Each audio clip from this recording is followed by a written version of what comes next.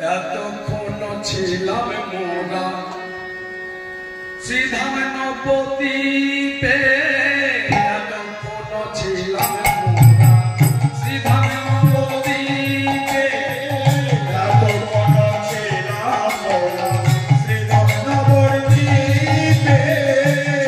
যাই এবার মোরা মধুর বৃন্দাবনে, মধুর বৃন্দাবনে। চলো যাই এবার মোরা মধুর বৃন্দাবনে, মধুর বৃন্দাবনে। চলো সবে যাই গো, চলো সবে যাই গো, সাধুগুরু চরণে ধুলি নিয়ে চলো মোরা যাই গো, সাধুগুরু চরণে ধুলি লয়ে চলো মোরা যাই গো, সাধুগুরু চরণ ধুলি নিয়ে চলো মোরা যাই গো। ওই মধুর মধুর বৃন্দাবনে চলো মোরা যাই গো, মধুর মধুর বৃন্দাবনে চলো মোরা যাই গো। ওই মধুর মধুর বৃন্দাবনে চলো মোরা যাই গো, ওই মধুর মধুর বৃন্দাবনে চলো মোরা যাই গো। আমি বৃন্দাবনে, আর ওই মধুর বৃন্দাবনের ধারে ধারে গিয়ে আমি কি গাইবো আজ মা? আমি বৃন্দাবনের পথে পথে গাইবো রাধা নাম। বৃন্দাবনে গিয়ে রাধা নাম ছাড়া কোনো কথা হবে না। একজন পথিক, সেও রাস্তায় চলতে চলতে রাধে রাধে বলে। একজন চায়ের দোকানদার, সেও রাধে রাধে বলে কোনো ভক্তের সঙ্গে, কোনো খরিদ্দারের সাথে কথা বলে। আবার কোনো রিক্সাওয়ালাও তার প্যাসেঞ্জারের সাথে রাধে রাধে বলে সম্বোধন করে। তাই আমরাও আজ সেই মধুর বৃন্দাবন, কিন্তু মধুর বৃন্দাবন কোথাও যেতে হবে না, এইখানেই মধুর বৃন্দাবন। আর এই স্থানেই আমরা আজ, কেন এই স্থানটি আজ বৃন্দাবন? এটা তো করমদিঘি পিছলা, করমদিঘি পিছলা পাড়ায় আজ যেন মধুর বৃন্দাবন। আর এই বৃন্দাবনেই সবাই আমরা এসেছি। মহাজন বললেন, যেখানে সাধু গুরু বৈষ্ণবের আগমন, যেখানে হয় গৌর গোবিন্দের গুণ কীর্তন, সেই স্থানটি হয় মধুর মধুর বৃন্দাবন। আজ সবাই এসেছি আমরা এই মধুর বৃন্দাবনে। আর বৃন্দাবনে এসে রাধা নাম ছাড়া অন্য কিছু হবে না। আমি বৃন্দাবনে পথে পথে গাইবো রাধা নাম। আমি বৃন্দাবনে পথে পথে গাইবো রাধা নাম।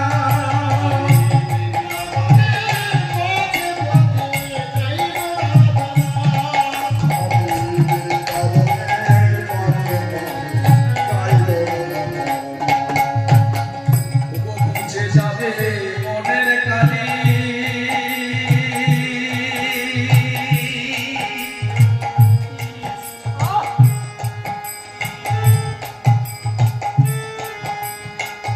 বুঝে যাবে মনের কালি,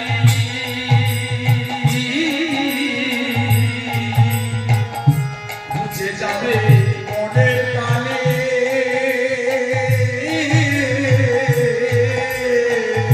বুঝে যাবে মনের কালি।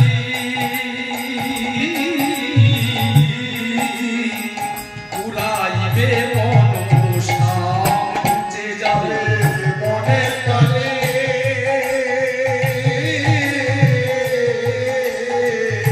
পুরাইবে মনসাম, বৃন্দাবনে পথে পথে গাইবো রাধা নাম। আমরা বৃন্দাবনে পথে পথে গাইবো রাধে রাধে রাধে রাধে।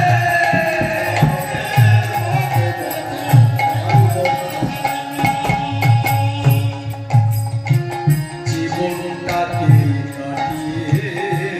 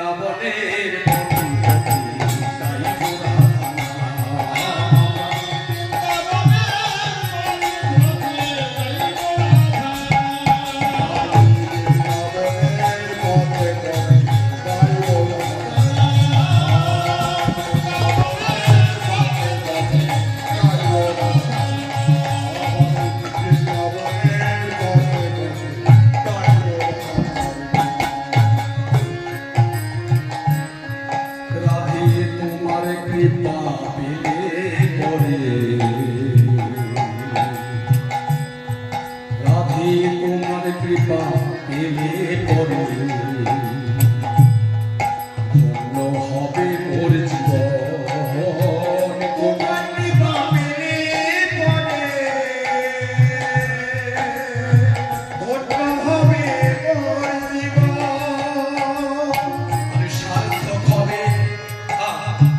সার্থক হবে এই ভবে আশা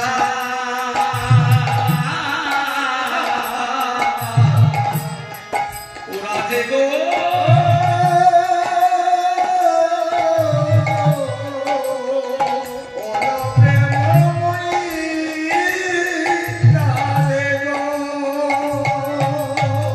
সার্থক হবে এই ভবে আশা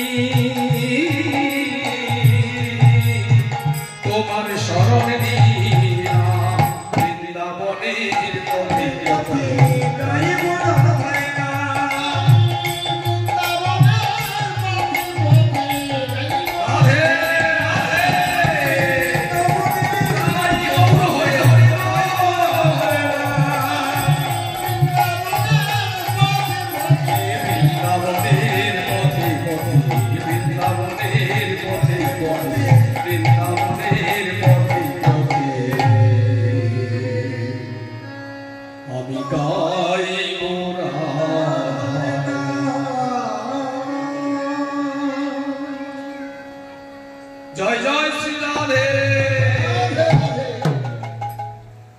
এই রাধা নাম গাইতে গাইতে আমরা মধুময় শ্রীধাম বৃন্দাবনে এসে উপনীত হয়েছি। এই বৃন্দাবনের আকাশ মধুর, বাতাস মধুর, তৃণ লতাদি পশু পক্ষী সবই যেন আজ মধুর মধুর অমৃত সমান। আজ এই মধুর বৃন্দাবনে এসে আমরা কি দর্শন করছি না, অনাদিরাদি গোবিন্দের রূপ দর্শন করে শ্রীমতী রাধা ঠাকুরানীর ঘরে এসে সেই রূপের প্রতি আক্ষেপ করছেন, অনুরাগ করছেন, সেই রূপের বর্ণনা করছেন যে সখী মাঝি।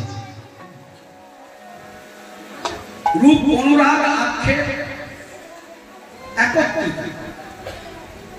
আজ রূপ বর্ণনা করছেন এবং রূপের অনুরাগে রঞ্জিত হয়ে সেই অনুরাগে রঞ্জিত রাধারানী আজ সখীদের মাঝে সেই অনুরাগ ব্যক্ত করছে।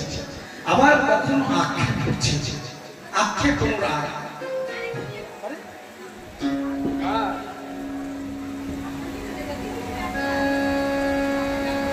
আজ রাধারানী ঘরে বসে বসে কাঁদছে। কেন কাঁদছে? বেলি অসকালে, বেলি অসকাল কাকে বলে?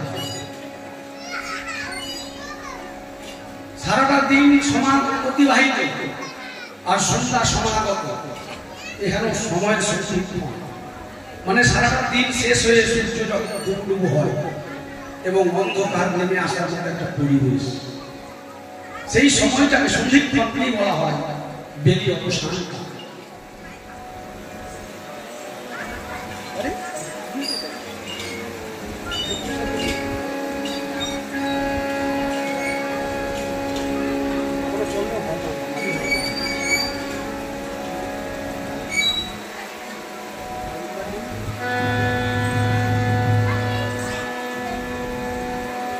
তাহলে বেলি অবসানকালে শ্রীমতী রাধারানী আমার যমুনায় গেছিলেন জল আনার দরকার। সুবর্ণের কলসি গেছিলেন শ্রী যমুনায় জল আনবি, কিন্তু সেই জাগতিক জগতের সুবর্ণের কলসি ভরে আর জল আনা হলো না। যখন যমুনার জলে চারিদিকের জলের সেই নোংরা কলসি দিয়ে ঘুরিয়ে ঘুরিয়ে পরিষ্কার করে দিয়ে জল ভরতে যাবে, সেই সময় রাজনন্দিনীর মনে হলো দেখি চারিদিকে এই বেলি অবসান কালে আমাকে কেউ কি কোনো দিক থেকে লক্ষ্য করছে কিনা। হঠাৎ করে নয়ন গিয়ে পদক বৃক্ষের তলে পড়ল। আর পর ওই নয়ন গিয়ে পড়লো বন ভোলানো ওই রূপের প্রতি। ওই বাঁকা নয়নের বাঁকা চাহনি যেমনি নয়নে নয়নে মিলন হলো, তার জাগতিক জগতের সুবর্ণের কলসি হাত থেকে ভেসে চলছে। সেই সুবর্ণের কলসি আর জল ভরা হলো না বাবা।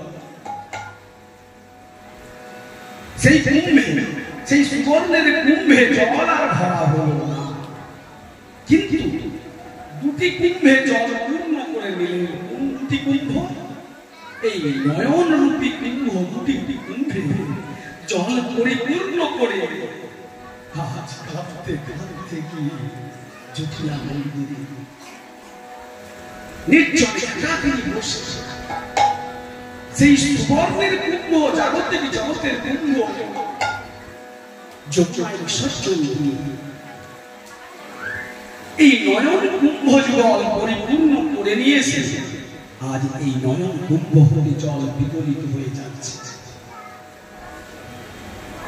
আর এমতো অবস্থা পদকবি দর্শন করলেন রাধারানীর এই দশা। আর রাধারানীর ভাবাবেশে বললেন, কি বললেন? আমি যমুনা যাইয়া তুরে শ্যামেরে দেখিয়া। কে বলছে? মহাজন দর্শন করলেন রাধারানীর যে দশা, মহাজন লিপিবদ্ধ করলেন।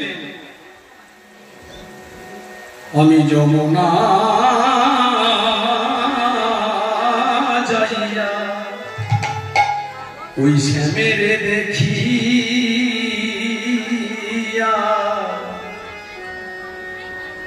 ঘরে আইলা বিনোদিনী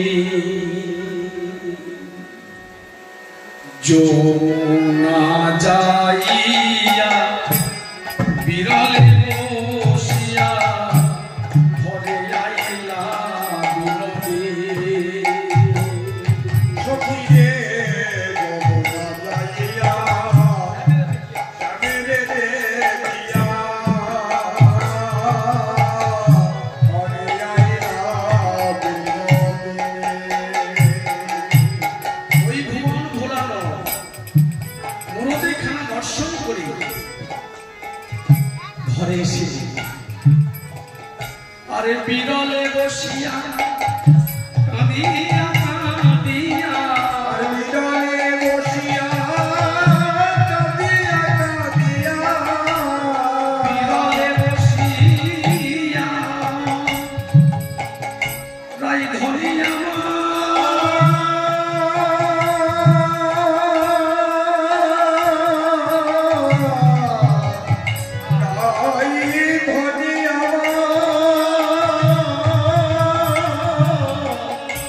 বিরলে বসিয়া কাঁদিয়া কাঁদিয়া হেরাই শ্যামরূপ খানি,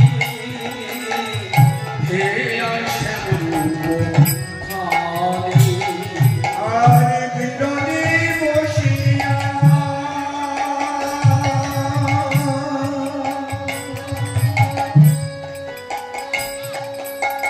কাঁদিয়া কাঁদিয়া বিয়ায় শ্যামরূপ খানি,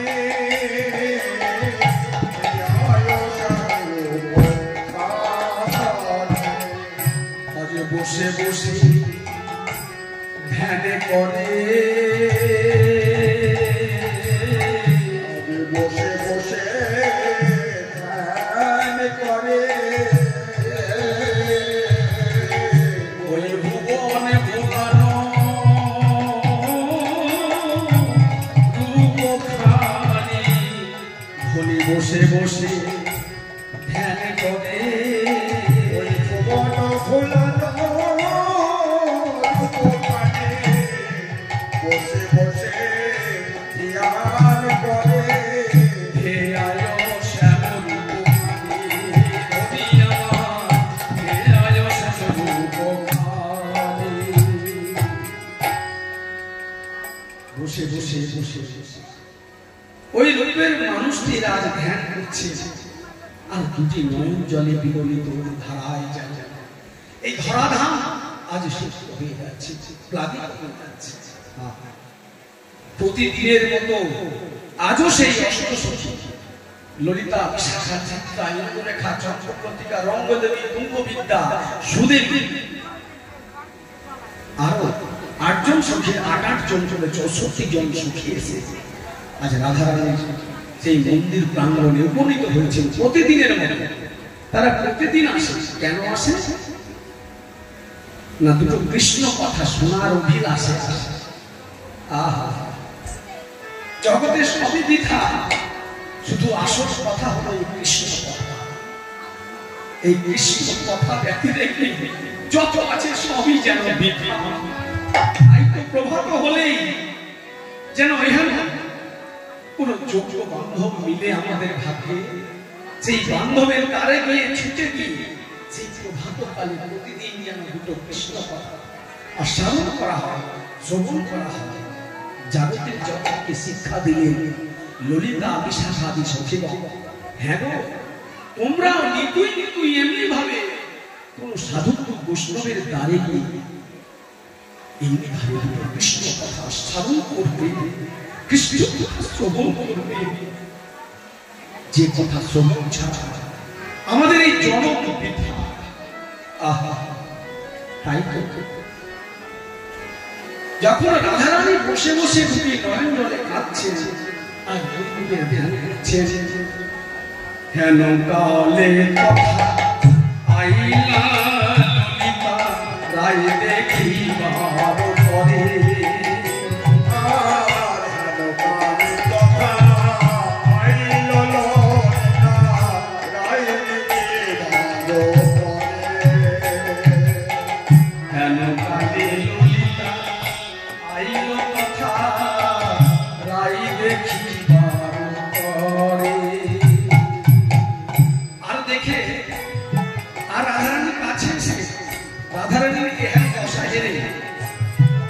তারা চমকে গিয়ে বিস্মিত ভাবে বলছে,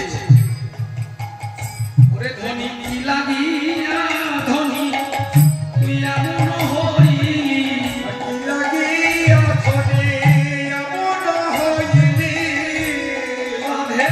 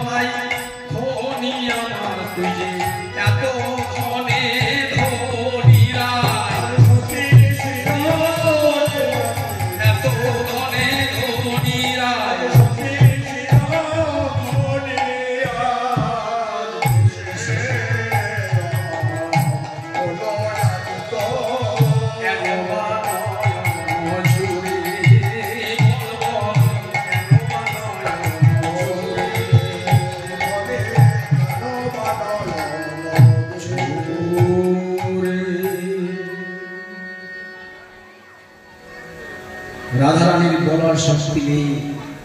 সেই বিরহে সেই রূপ স্ত্রীকে পাবার লালসায় অনুরাগে বিরহে যেন আজ শক্তি হারিয়ে ফেলেছে, যেন কখনো কখনো মূর্ছিত হয়ে যাচ্ছে। কিন্তু সখীগণের এহার অনুনয় বিনয়, তাদের আরতি শ্রবণ করল, যেন রাধারানী বলতে চাইল তার মনের কথা। কি মনোবেদনা, কি মনের কথা। ওরে ললিতা, ওরে বিশাখা, আজ তোদের আমি বলি শোন। ওরে দেখে এলাম তারে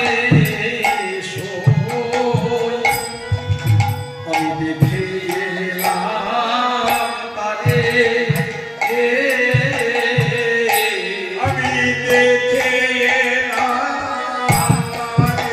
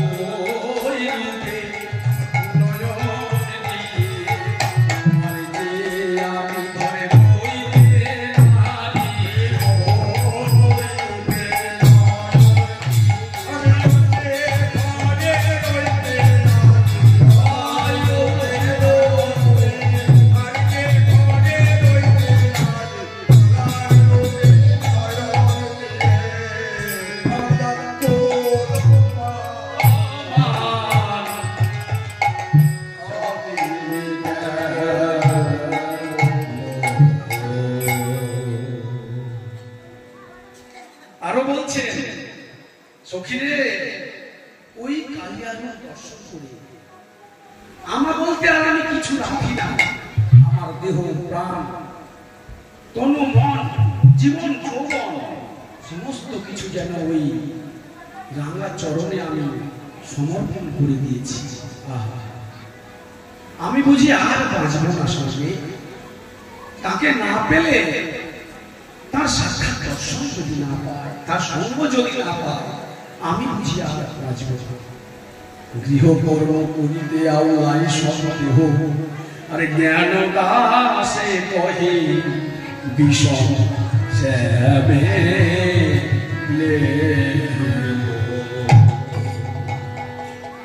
পদকবি জ্ঞানদাস বলছেন, সেই শ্যামের প্রীতি যে যেমন শ্যামের সাথে আমার গোবিন্দের সাথে প্রেম করেছে, ভালোবাসা করেছে, তার এমনি দশা হয়, তার এমনি রীতি হয়। তাকে একবার যদি কোনো ভাগ্যবান ভক্ত একবার দর্শন করতে পারে, তবে তা আর যেন হিতাহিত জ্ঞান হারিয়ে যায়, পাগলিনীর পারা হয়ে যায়, যতক্ষণ না তার সান্নিধ্য পাচ্ছে, যতক্ষণ না তার সাক্ষাৎ দর্শন পাচ্ছে। আরো বলছেন, সখীরে আমি দেখে না ও মুখমণ্ডল শারদ, ও মুখমণ্ডল জিতি শারদ সুধাকর। শরীরে আমি দেখে আসলাম ও মুখমণ্ডল জিতি শারদ সুধাকর, তনুরুচি তরুণ। ওরে ললিতা, ওরে বিশাখা। মহাজন দেখেন রাধারানীর ভাবাবেশে তিনি পদ লিখলেন, তিনি দেখে এসেছেন সেই বেলি অবসান কোথায় না সেই যমুনা। আর সেই ঘরের মধ্যে গৃহ মাঝে মন্দিরের মাঝে সখীদের বলছে, হাত দেখিয়ে বলছে ও মুখমণ্ডল। সে তো বলতো সৌমুখমণ্ডল, মানে আমি সেখানে দেখেছি, তা নয় তা নয়, বলছে ও মুখমণ্ডল, মানে রাধারানী এখনই দেখতে পাচ্ছে, ঘরের মধ্যে দেখতে পাচ্ছে ওই সুন্দর ভোলার মূর্তির চঞ্চল। তাই বলছে সখীরে ও মুখমণ্ডল জিতি শারদ সুধাকর। শারদিয়ার পূর্ণিমা, শারদিয়ার পূর্ণিমা কোন রাত মা? শারদিয়া পূর্ণিমা, হ্যাঁ শরৎকাল তো, কিন্তু লক্ষ্মী পূজা রাত্রি হচ্ছে শারদীয়া পূর্ণিমা, লক্ষ্মী পূজা রাত, যাকে কোজাগরী লক্ষ্মী পূজা বলা হয়। সেই শারদীয়া মানে পূর্ণিমা যত আলো জ্যোৎস্না দান করে না, সারাটা বছর দেখবেন অন্য কোন পূর্ণিমাতে ওইরকম আলো ঝলমল করে। সব চাইতে আলো প্রদান করেন সেই লক্ষ্মী পূজা রাত্রে পূর্ণিমার চঞ্চল, সারাটা গ্রাম এলাকা যেন ঝলমল ঝলমল। এখানে মহাজন বলছে ও মুখমণ্ডল জিতি শারদ সুধাকর, মানে শারদীয় সুধাকর চাই। শারদীয়ার পূর্ণ চাঁদের, পূর্ণ চাঁদের যে জ্যোতি, যে লাবণ্য, যে মাধুর্য, তাকেও যেন জয় করেছে কি না ও মুখমণ্ডল। কোন মুখমণ্ডল? আমার প্রাণ বধূর ও মুখমণ্ডল। এখন দেখতে পাচ্ছে ঘরের মধ্যে প্রিয় মাঝে যেন মানুষ লীলায় আবারও দর্শন করছে। নইলে বলতো মুখমণ্ডল, তা নয় তা নয়, এখনো দেখছে তার সামনে যেন বধূ দাঁড়িয়ে আছে। আর তনুরুচি তরুণতমা, তার তনু, তার দেহ, তার দেহের অঙ্গ কান্তি নব নব উদীয়মান তমাল গাছ। একটি বৃক্ষ বাবা যখন নতুন নতুন মানে সত্য দাঁড়াচ্ছে বা হয়ে উঠছে, তখন তার দেখবেন জৌলুস, তার দেখতে কত সুন্দর, মানে এত সতেজ। সেই নব নব পল্লবী তরু, তমাল তরুর মতো আমার বধূর সেই অঙ্গ কান্তি লাবণ্য যেন ঝলমল ঝলমল করছে। তনু রুচি তরু। আর কি দর্শন করলেন? ওরে চূড়া চারু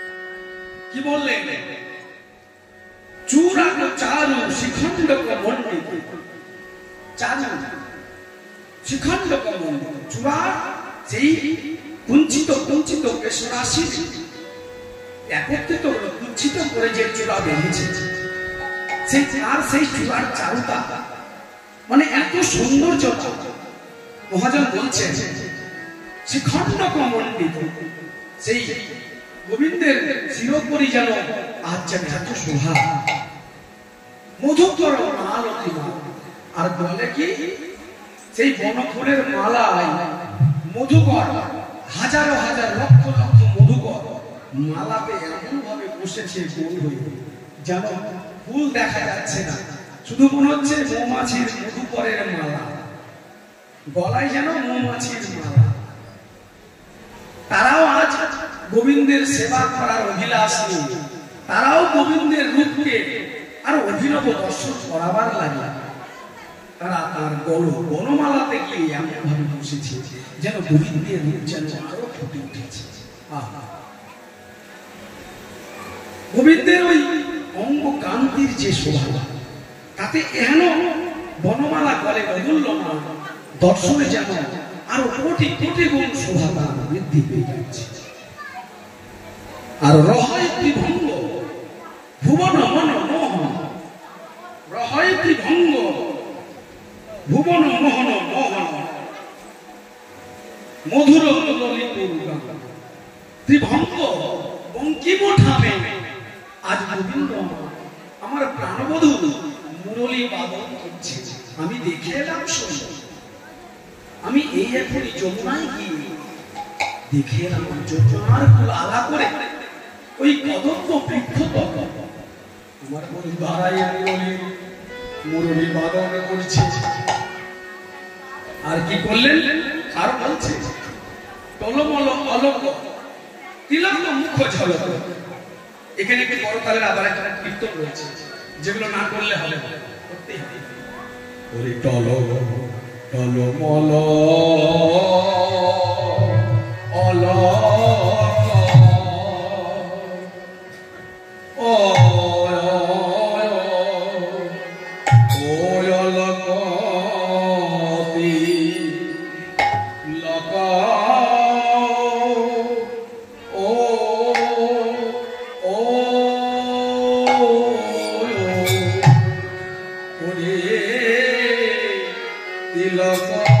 তিলক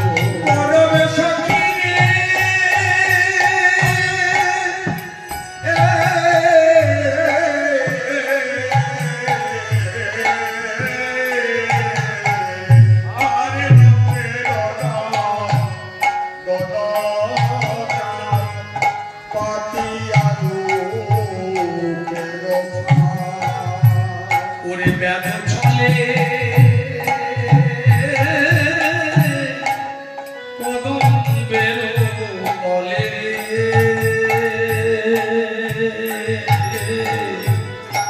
ব্যাধ ছলে কদমে তলে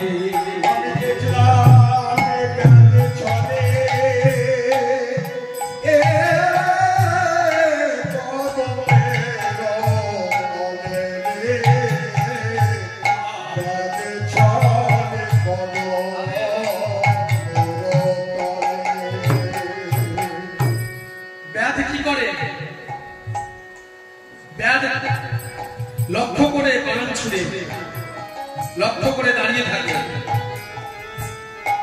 আমার প্রাণবধূ ব্যাধের মতো ওই বাণকে নিক্ষেপ করবে বলে আমাকে লক্ষ্য করে দাঁড়িয়েছিল। কেন দিলাম ওই যমুনার জলে সখী রে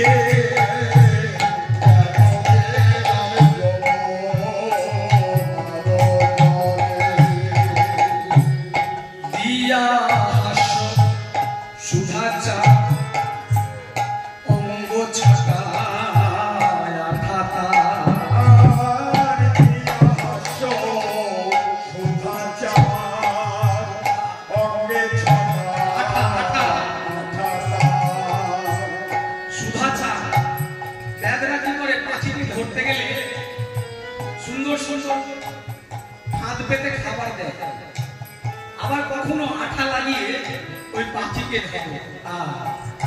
আমার প্রাণবধূ বন্ধু আমার এই মনোরূপী পাখিকে ধরার জন্য দিয়া সুধা সুধা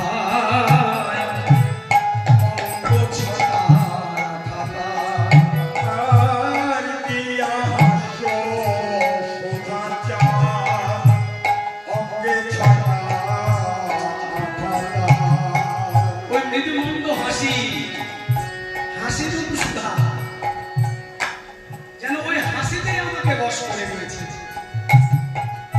আরে আখি পাখি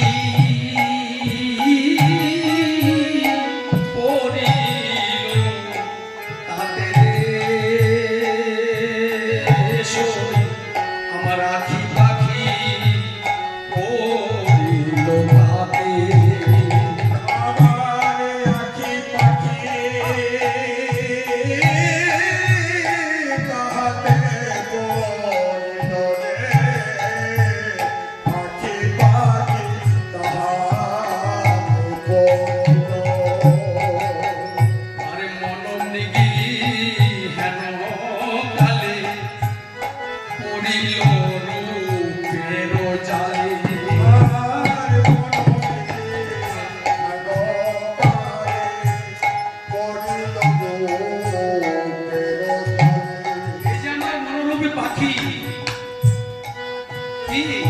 ওই রূপের ফাঁদে গিয়ে পড়ে গেল। মনোদিগি হেন কালে পড়িল তাহাতে আর মনোদিগি হেন কালে পড়িল রূপের জালে আমারে শূন্য দেহ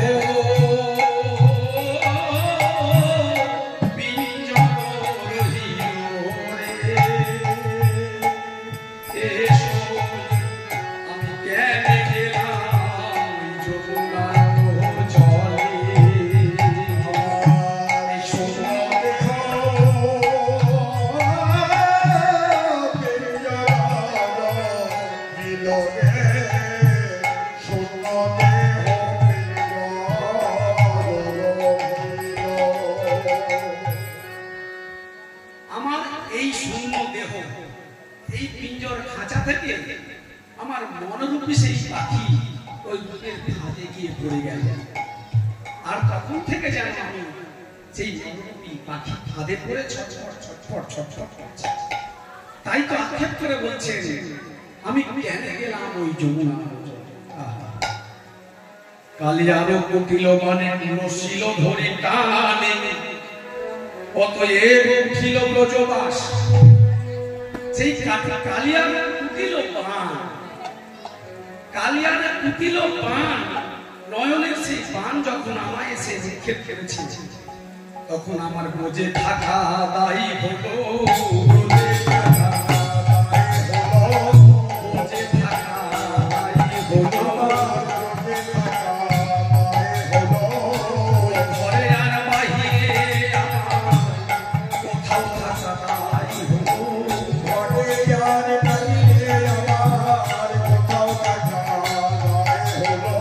ব্রজে থাকা দায়ী হলো,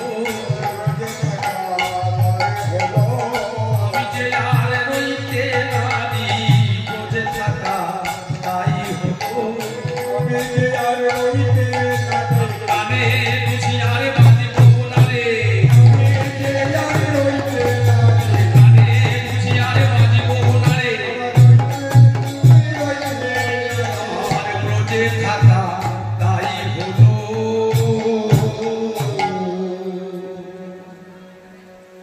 আমার ব্রজবাস যেন উঠে গেল, আমি আর স্থির থাকতে পারি না, প্রাণমাত্র আছে বাকি, তাহাও বুঝি যাবে সখী। আহা, ঘনয়ে জগদানন্দ দাস, পদকবি জগদানন্দ দাস তিনি বলছেন, আর বুঝি রাধারানী বাঁচবে না, এমনি ভাবে আক্ষেপ করছেন, এমনি ভাবে আক্ষেপ পুরা একের পর এক করে যাচ্ছে। পরবর্তী সম্প্রদায় চলে এসেছে, আমাদের আক্ষেপ পুরাগের মিলে আমরা এখানে বিশ্রাম দেব। ওদিকে রাসের অভিযানে যাবে বলে রাধারানীর আজ কি হয়েছে শুনতে পেল, সেই বংশীর ছবি কে আবার বাজায় বাঁশি, ওই মধুময় শ্রী বৃন্দাবনে,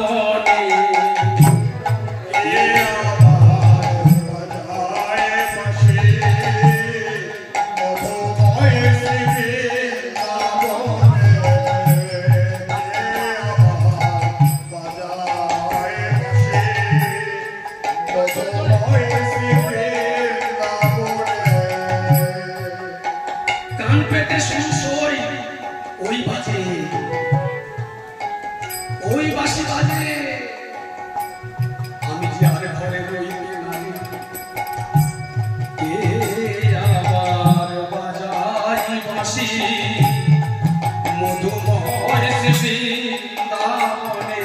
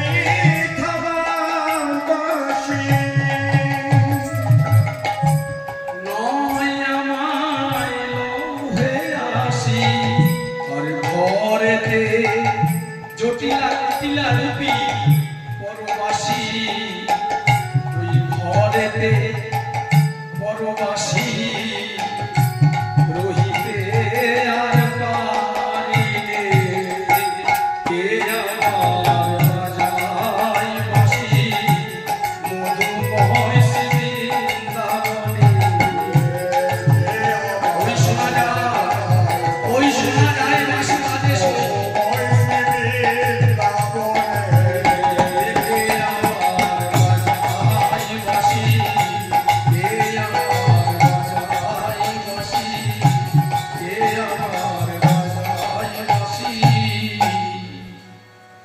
মধুময় সিধার বৃন্দাবনে।